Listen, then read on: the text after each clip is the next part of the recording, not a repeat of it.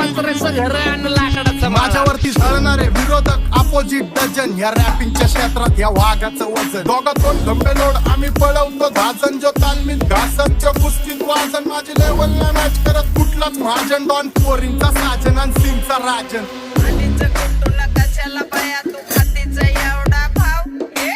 आधीच कुटू नका चला बाया तू खातीच एवढा भाव. क्या बोलती कंपनी